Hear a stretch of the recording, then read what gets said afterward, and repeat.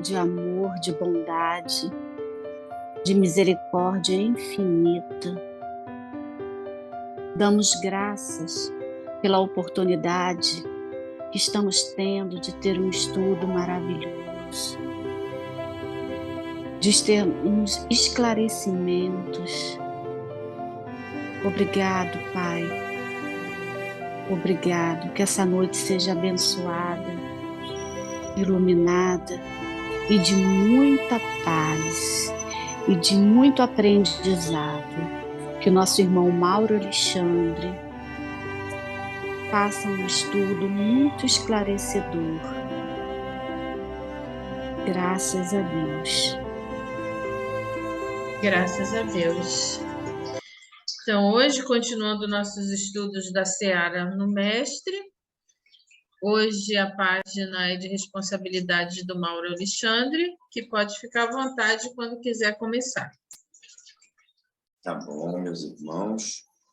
Boa noite a todos. Que a paz de Deus permaneça em nossos corações.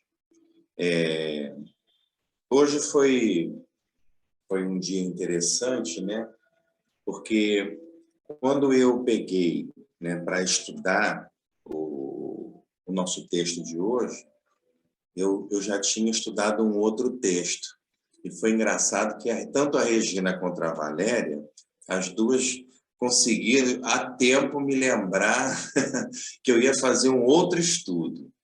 Mas foi maravilhoso parar e poder relembrar esse estudo que eu já tinha feito. Para a gente fazer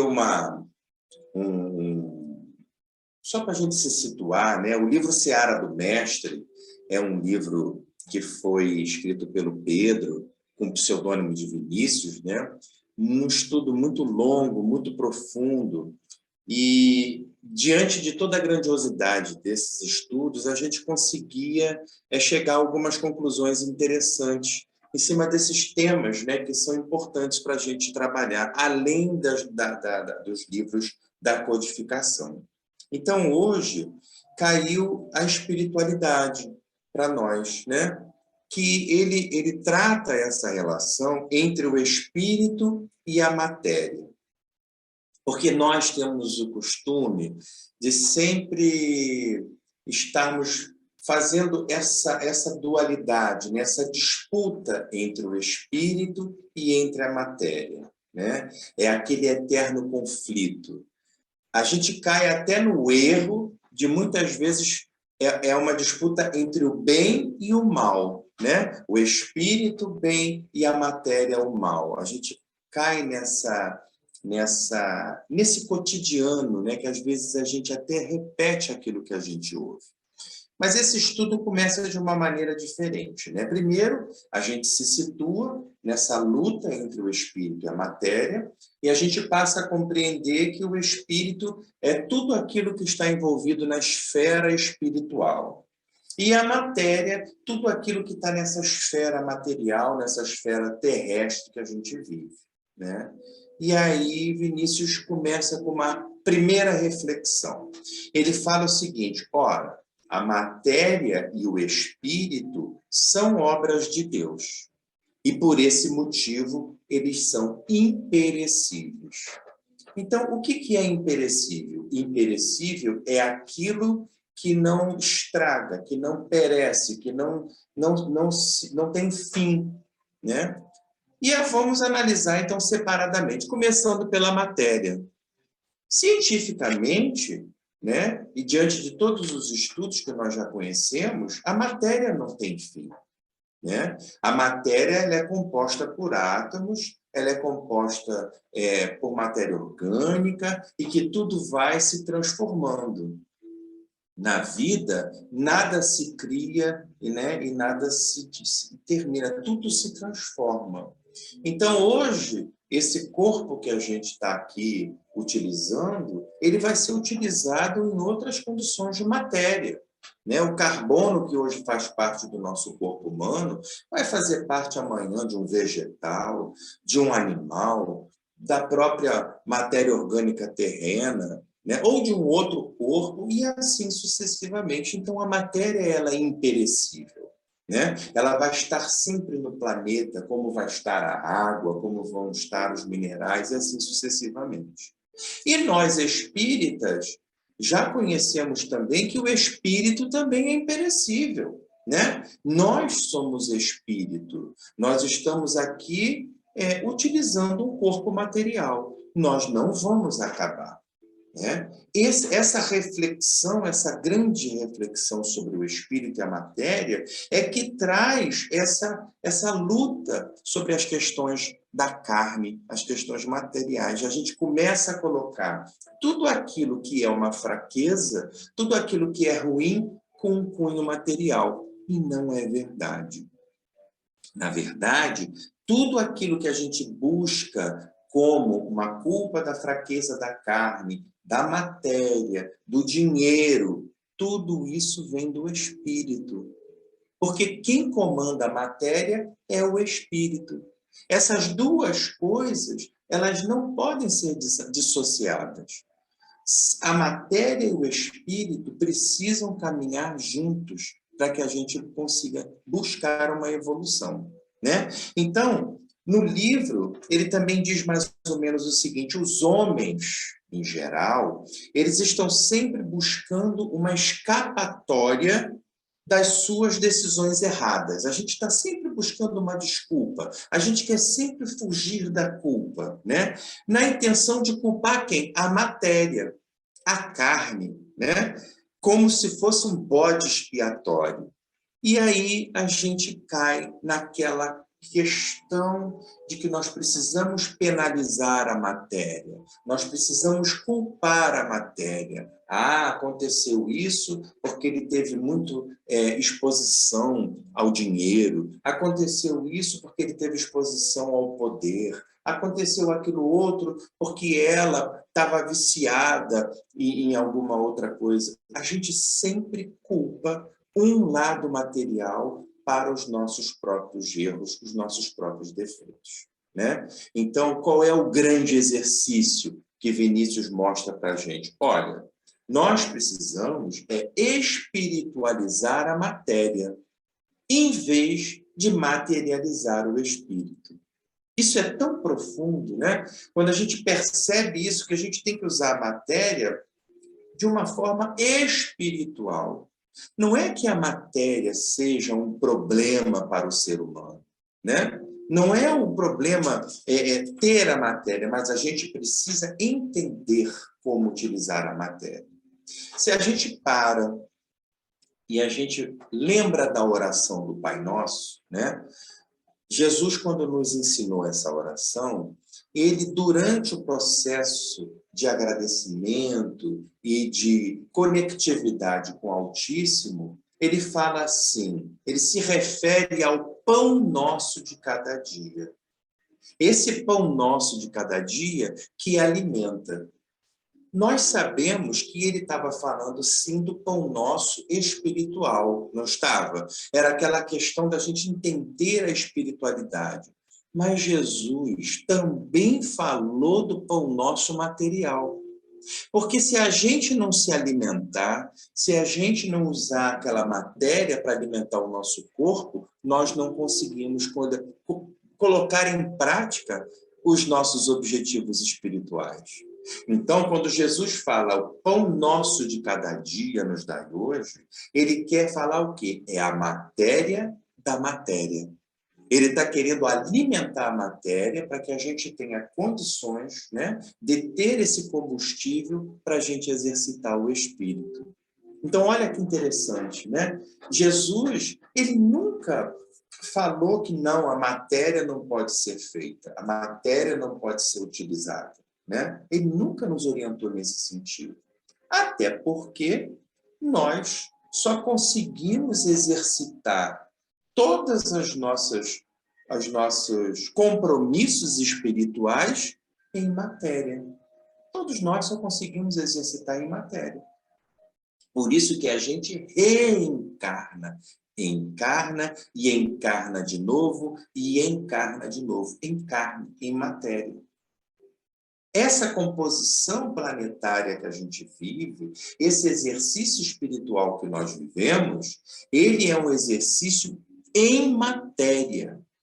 Quando nós formos para outros planos espirituais, onde as matérias serão mais sutis, onde as matérias serão de forma de composição que a gente desconhece, elas vão continuar sendo matéria, mas nós desconhecemos, né? Existe uma passagem interessante no livro do Nosso Lar, né? Quando o André Luiz está caminhando na colônia espiritual, ele encontra alguns espíritos e ele pergunta ao seu orientador o que são aqueles pontos escuros no perispírito daquela pessoa, daquela cidadã, daquele... E aí o orientador fala para ele, aquilo ali são abortos que ela cometeu. E aí ficaram marcados no seu perispírito. E depois ele comenta com um outro caso e começa a perceber que haviam certas manchas perispirituais. Ele diz assim, aquilo ali é um sentimento de ódio que ficou marcado no seu perispírito. Então, veja bem, a matéria, ela transcende aquela matéria que a gente conhece, uma matéria de toda a química que a gente aprendeu lá na escola, e a gente começa a perceber, às vezes, que o ódio, que um sentimento fora dos padrões da espiritualidade, da elevação espiritual, também podem se transformar numa matéria sutil e pesam no nosso perispírito. E depois isso vai ser transmitido para o nosso espírito. Então, nós desconhecemos a natureza material. Na verdade, o que nós temos aqui nesse planeta ainda não é capaz de nos mostrar os detalhes da matéria, mas nós já temos compreensão que nós precisamos da matéria para viver uma vida espiritual, né? E aí Vinícius continua o estudo e ele diz o seguinte, olha, não existem problemas materiais. Olha que coisa profunda que ele fala, né? Não existem problemas materiais. Todos esses problemas que a gente vê no nosso plano terrestre, eles são resultado de desequilíbrios espirituais. E aí ele fala, ele dá uma lista, né, de coisas que se a gente olhar para os lados, a gente vai ver toda hora, né? Então ele cita a carestia, ele cita a pobreza, a doença, o crime, os vícios. Tudo isso que a gente vê no nosso planeta, que a gente vê prejudicando a nossa vida espiritual, isso tudo é resultado do desequilíbrio.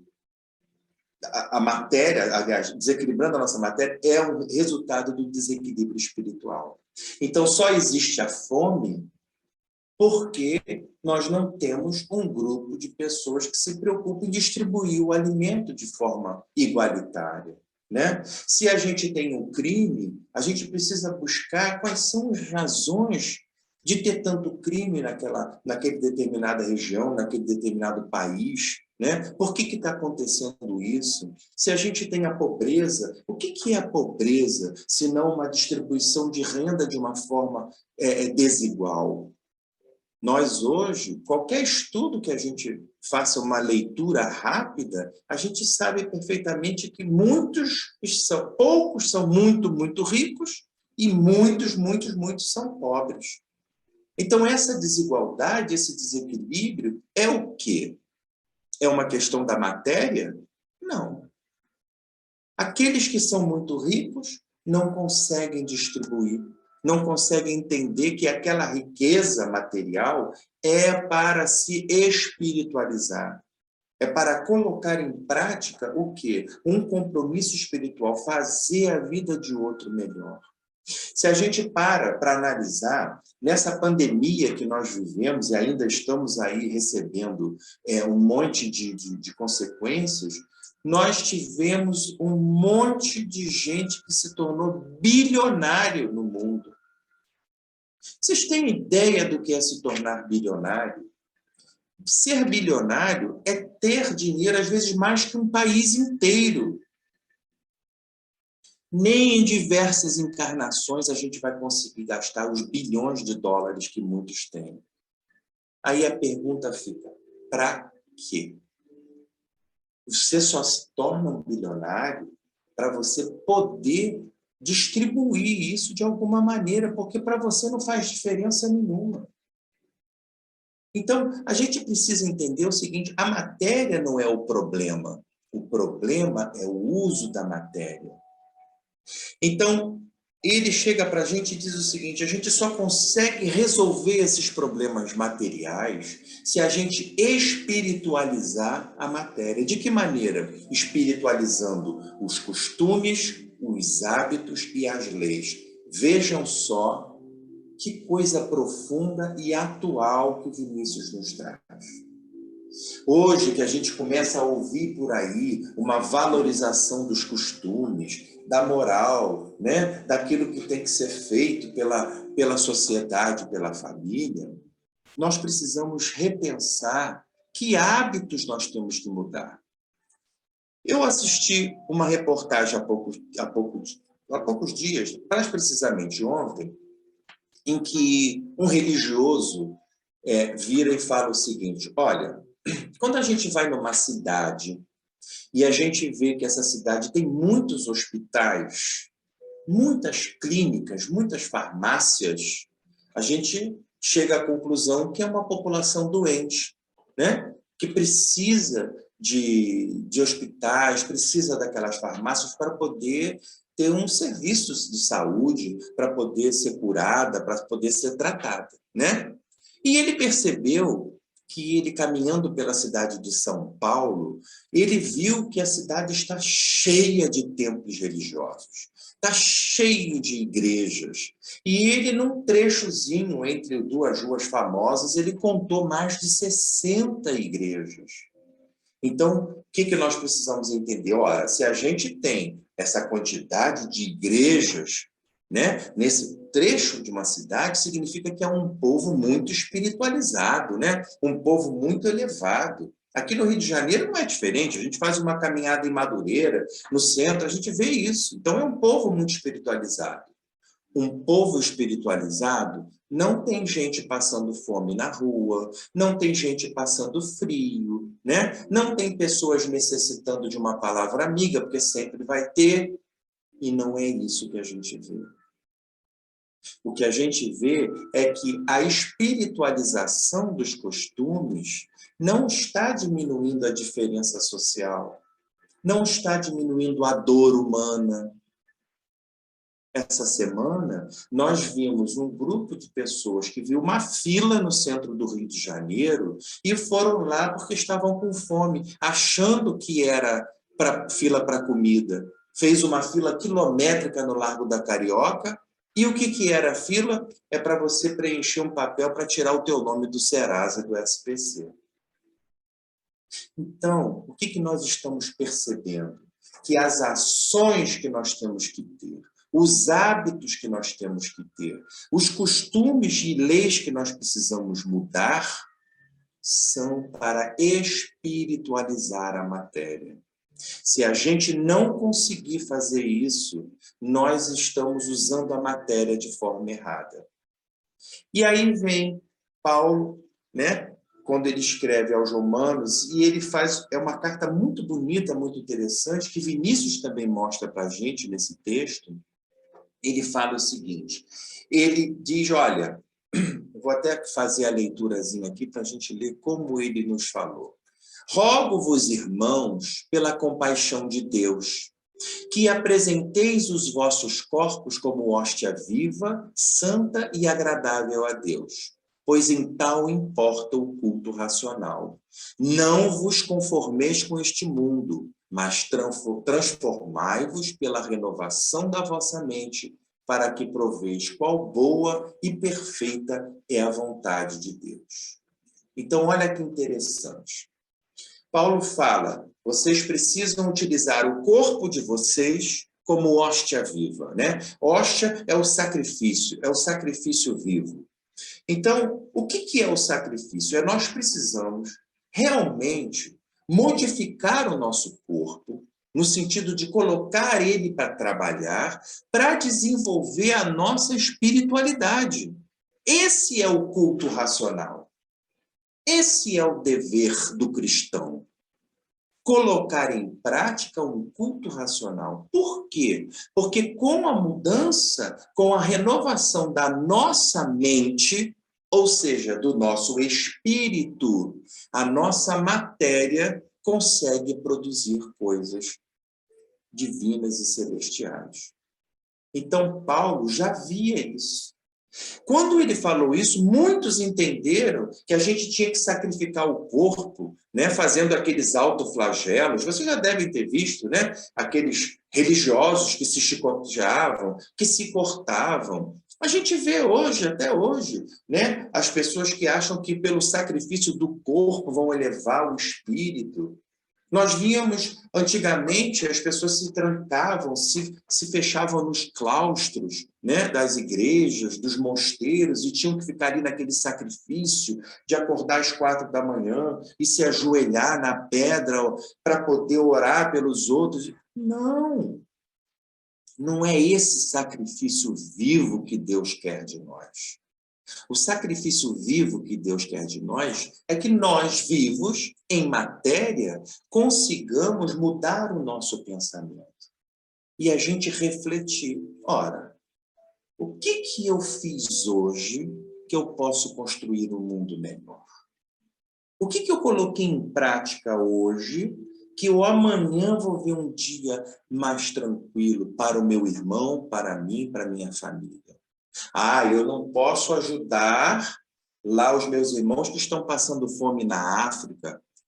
Mas vai ali em Madureira, que a gente vai ver um monte de gente passando fome e necessidade. Eu não preciso ir na África. E, às vezes, a gente vê dentro da nossa própria casa e não sabe. Aquele irmãozinho que bate na porta para poder pegar um lixo reciclável, né? Aquele ferro que a gente joga fora, aquela garrafa PET que a gente bota no saquinho, que 10 minutos antes de passar o lixeiro, eles vêm, abrem aqueles sacos, e às vezes o que a gente faz? Reclama, está rasgando meu saco, está jogando meu lixo na calçada. Ora, ninguém vai rasgar um saco de lixo atrás de uma garrafa se realmente não tivesse necessidade.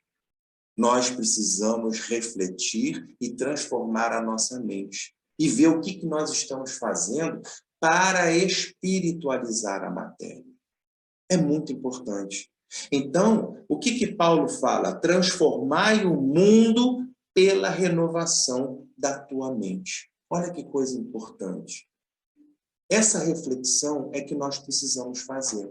E não demonizar a matéria, né? Achar que a matéria é a culpada de tudo. Mas eu tenho uma vida que, graças a Deus, no final do mês eu posso comprar comida, eu tenho meu saláriozinho certo, eu tenho a minha casinha arrumadinha. Tá, para quê? Não é para a gente ficar se penalizando. O rico não precisa se penalizar porque é rico, né? E o pobre não precisa se martirizar porque é pobre. Não. Nós temos que prestar atenção na espiritualização dos costumes. Nós precisamos entender que a gente talvez não possa doar tudo, mas se a gente possa doar um pouquinho do que nós temos, a gente já está construindo.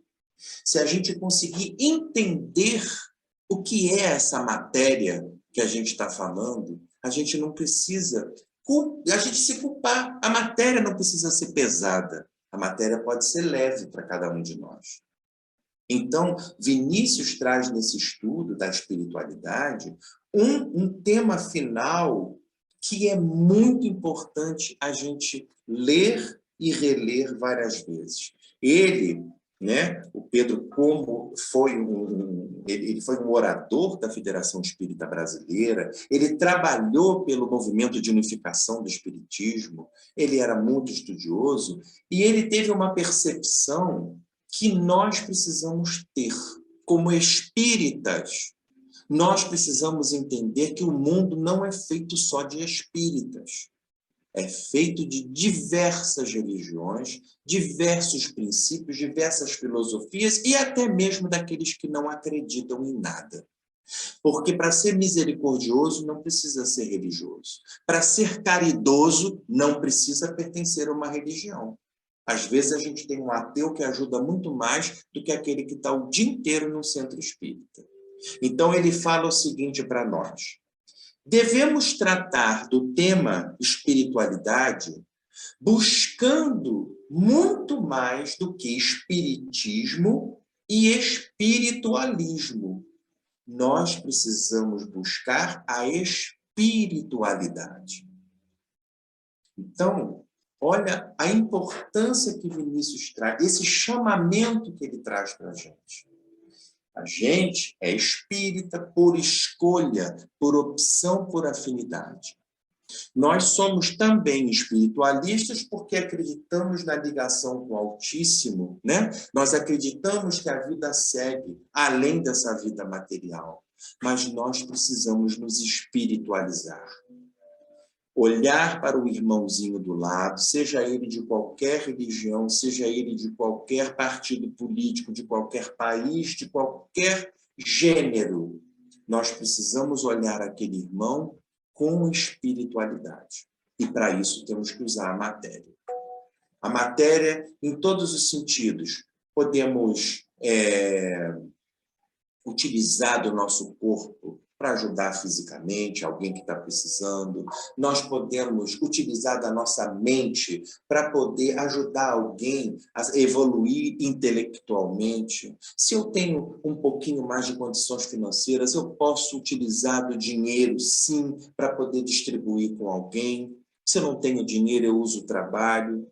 Ah, mas eu não tenho nada, minha matéria é minha boca, é a única coisa que eu tenho. Então, se da tua boca você puder falar algo de bom, produtivo, muito bem. Mas quer ajudar mais ainda? Se não tiver absolutamente nada para construir, mantenha a boquinha calada, que a gente já vai fazer um grande serviço para esse planeta e para os nossos irmãos.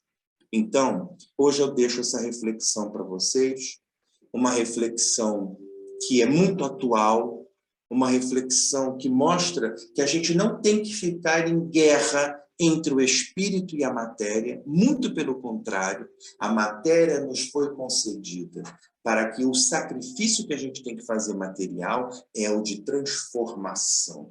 É saber que o nosso corpo é o nosso templo de Deus. E para isso a gente tem que utilizar esse tempo que nos foi dado aqui, né? Que é tão curto, a vida é tão boa, mas ela passa, né? Infelizmente a gente vai ter que deixar e a gente não sabe quando vai voltar, se vai voltar, né? Se merece voltar, que a fila é enorme, né? Todo mundo sabe disso. Tá bom, meus irmãos? Então, que esse pensamento fique no nosso coração e que a gente possa, por conta disso, agradecer a Deus por esse momento, de estarmos juntos, né? Estarmos aqui em espírito e em matéria, apesar de uma matéria digital, mas é uma matéria que a gente tem, e vamos então agradecer a Deus, né?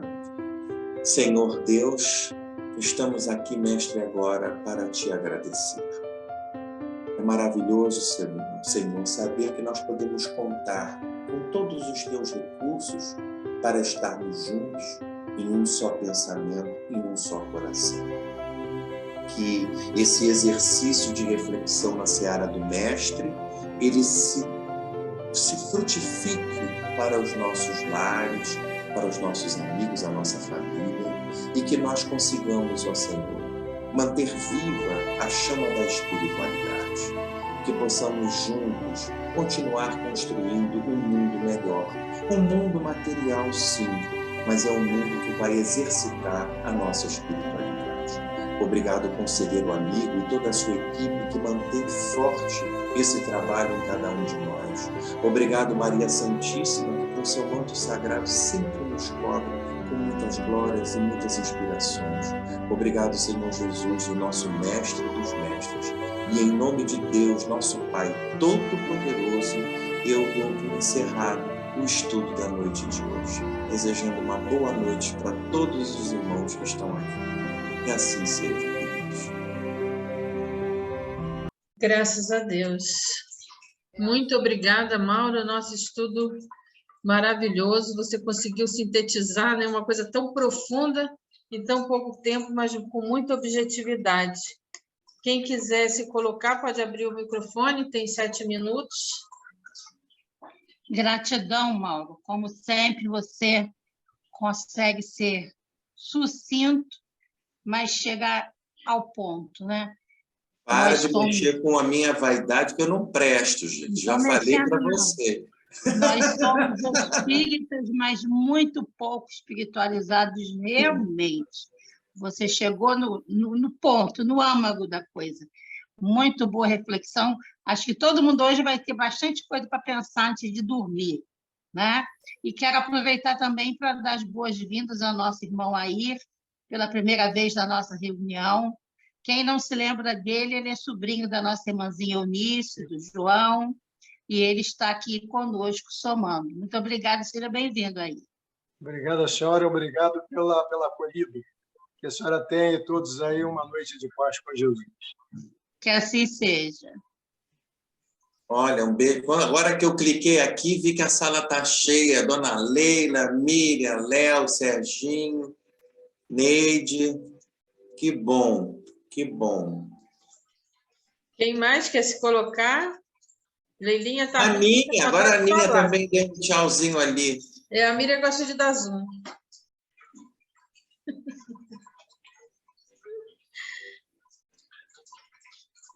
Diga, Leila. Diga, Ana.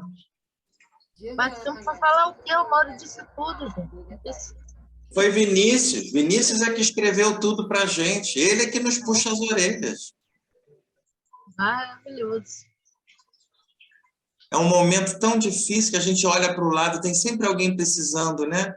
Olha, eu tenho certeza que quando a gente vai ao mercado, tem sempre alguém que coloca uma comprinha que não dá para levar.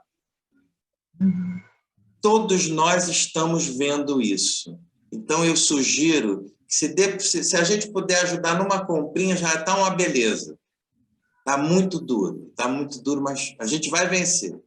Eu observei no mês passado uma pessoa no caixa com um pacotinho bem pequeno, pedindo que alguém pudesse inteirar, não era nem pagar, era inteirar para ela comprar aquele pacotinho pequeno. A pessoa até fez isso. Ela estava na boquinha da caixa. São coisas tão pequenas, tão fáceis. Tão pequenas. E a gente, olha, e pode ter certeza, para ela chegar àquele ponto de pedir, para inteirar, a gente tem que respirar fundo, né? Já se pensou naquele momento tendo que pedir aquilo? Né? Não, pensa bem. Olha, e para chegar naquele momento, quanta fome já não passou? Sim, é. Eu ando muito sensível, eu não posso... Tá ruim até de andar na rua, porque essas coisas estão complicadas, né? E a gente só tem que agradecer, não é verdade? Todos nós só temos que agradecer. Pois é.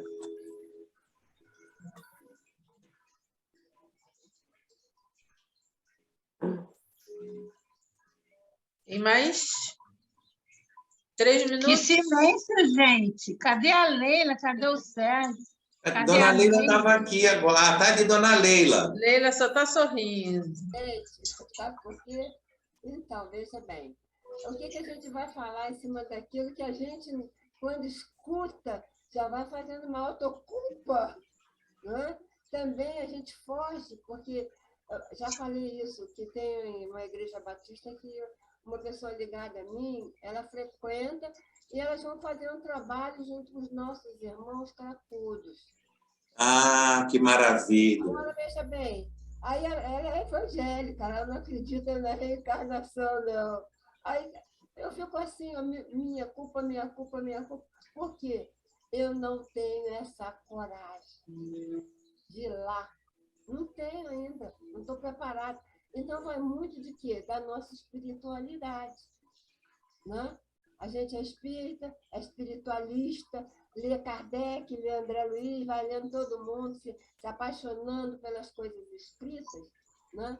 Ouvindo, mas não praticando. Ainda com certeza. A emoção, é a situação emocional. Ah, tem hora que eu não quero nem sair. Vamos na casa de fulano. Não quero sair não, para não ver justamente aqueles que ficam na rua Coração de Maria, que eu passo muito por ali. Aí eu faço, não quero ver não. Aí eu fico dentro do carro com o olho fechado para não ver irmãos virando os lixos. É Mas eu verdade, faço. Dona, é verdade. Lá, faço lá na casa espírita, é fácil. É fácil. Dá o dinheirinho lá, compra lá e pronto. Então, tudo que a gente ainda não tem capacidade emocional de se controlar, ainda não dá para fazer. Então, a gente está caminhando, né? A gente está Mas, caminhando. com certeza, Leila, você pode endereçar um pensamento para aquelas pessoas. E eu tenho certeza que você faz isso. Então, não se coloca que não faço nada. Você faz, sim. Talvez não faça tudo que você gostaria de fazer, mas você já faz. Olha, Né? ontem mesmo eu ouvi um palestrante falar o seguinte: nós somos tão sortudos, né? Ele usou assim o dedinho para dizer sortudos, que a gente teve a oportunidade de passar um tempo encarnado na pandemia, na crise da fome, na crise social. Se nós não conseguimos, nesses 3 anos, conseguimos fazer nada pelo irmãozinho sequer do lado da gente, realmente, se a gente escapou da pandemia, a gente realmente está muito atrasado. Pelo amor de Deus. Porque mais oportunidade que a gente teve foi impossível, não é verdade? Eu agradeço a oportunidade desse tempo, colocar muitas coisas na minha cabeça, no lugar que eu precisava, principalmente a Regina me chamou desde o começo, começou, né, lendo uma páginazinha, então quer dizer, aí a gente estuda, quer dizer, vai ampliando conhecimento, mas a prática ainda é muito difícil, muito. Você tocou nos pontos exatos da necessidade espiritual.